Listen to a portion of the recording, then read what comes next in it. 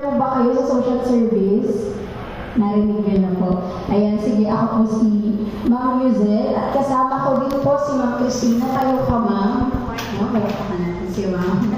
So, next po, isa din po sa mga kasamahan namin, social worker, si Ma'am Bernadette Valderrama. Nasa likod po siya. Siya po yung nagtawag sa inyo at nangulit na pumunta po ngayong araw.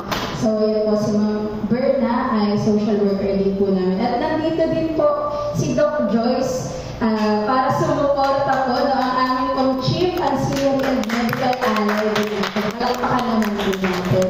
So, magandang umaga po ulit sa bawat isa at maraming salamat po sa inyong pong pagpunta. Ngayon po, gusto ko pong i-discuss bakit ba tayo nandito ngayon, no? Baka nagtataka kayo para saan ba itong programa na ito. So, ito po yung mga layunin ng ating pong programa sa araw na ito. Tatlo po. No? Isa, para magbigay po ng sapat na kaalaman patungkol sa kalusugang pangkaisipan or yung mental health po. No?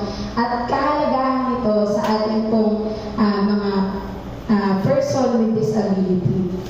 Number 2, ano ang nagiging sanhi at epekto nito po sa bawat isa sa atin. At pangatlo, ano-ano ang mga tulong ng gobyerno at ng ahensya para sa mga nakakaranas ng problema sa kalusugang pangkaisipan. So yan po, yung tatlong po na yan po yung i-discuss at tatalakayin po natin ngayong umaga na ito.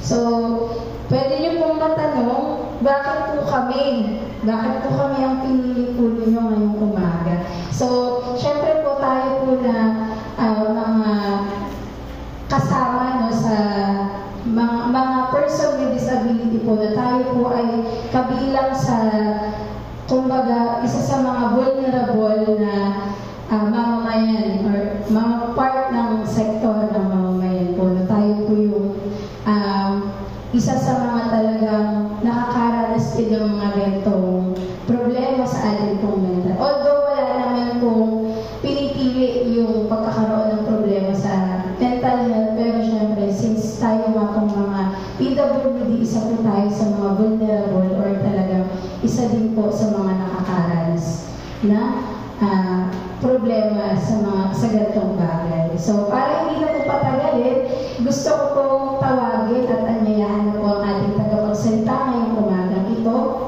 Siya po ay Psychologist 3 sa Department of Social Welfare and Development dito po sa Batasan, kapitbahay lang po natin. No? Tinatawagan ko po si Miss Maria Adela Guerrero. So, palakpakan po natin. Magandang umaga po sa kanilang lahat. Dr. Kakasan, magandang umaga din po, and Ma'am Uziel and yung mga staff po. Nagpapasalamat po kami sa inyong mainit na pagtanggap sa aking pagdating.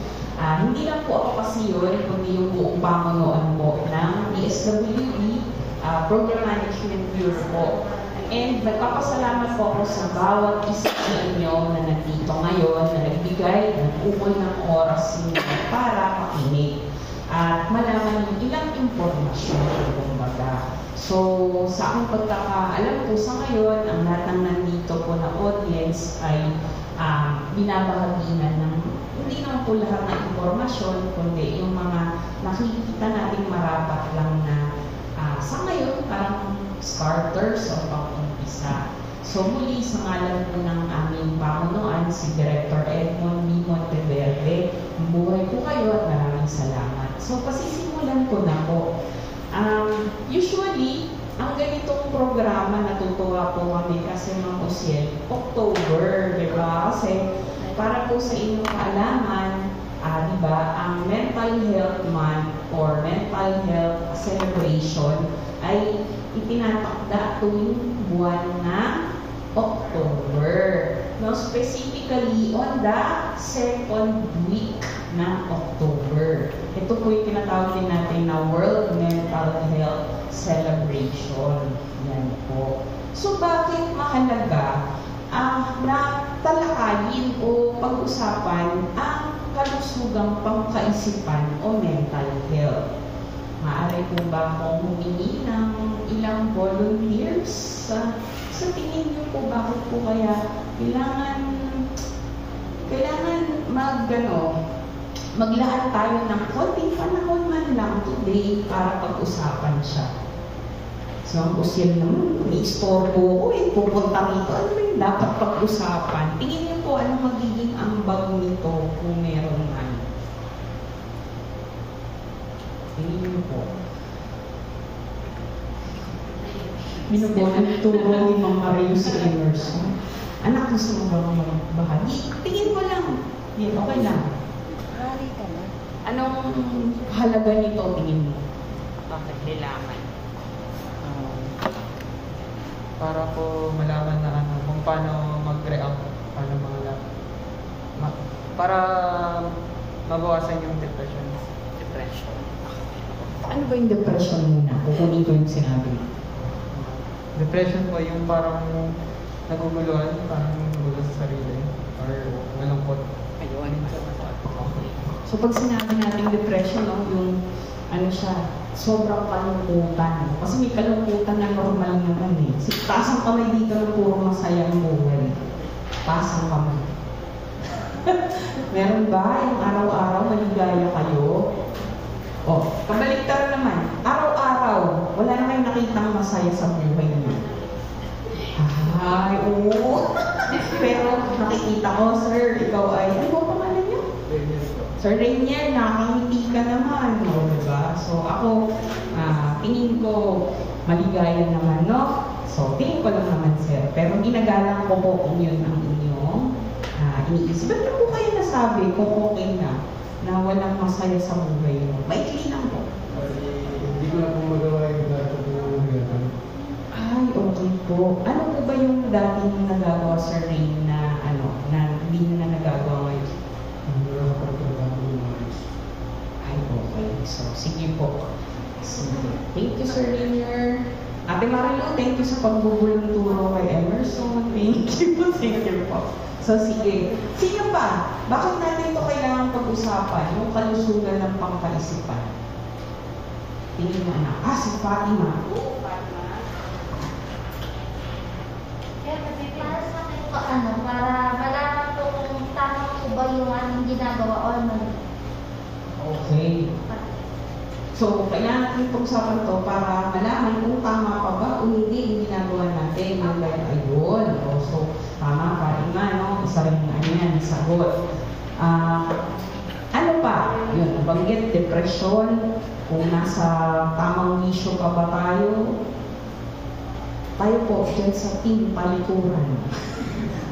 Meron po ba tayong idea o gustong ibahagi?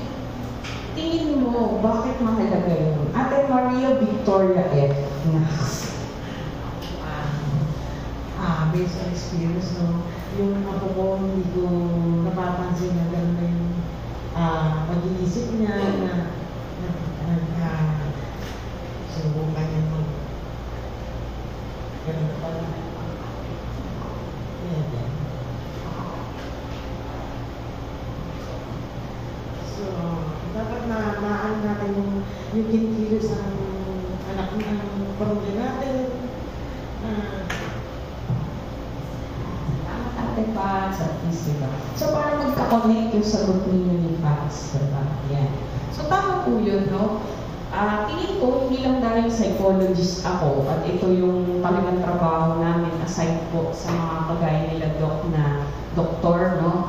At yung mga psychiatrist, kundi tayo rin. Kasi alam nyo, walang ibang mas mangangalaga sa atin, sa ating sariling katawan, pag-iisip. Kung hindi, tayo mismo.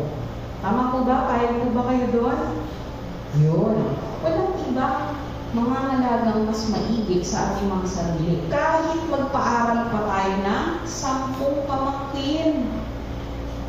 Kahit magpadala pa tayo ng pera sa mga kamag-anak, huwag natin yung i-expect na merong mag-aalaga sa atin. No? Pero pag sinabi ko yun, huwag malulungkot. Kasi ang gusto lang natin sabihin, you can only rely on yourself. Diba? Pero huwag din po natin kakalimutan na meron tayong mga resources gaya ng ospital na to, gaya ng mga social workers at doktor natin, nurse, no? At pamilya. Okay po? So kung ano man yun na idinulot ng ating kapansanan, isa itong support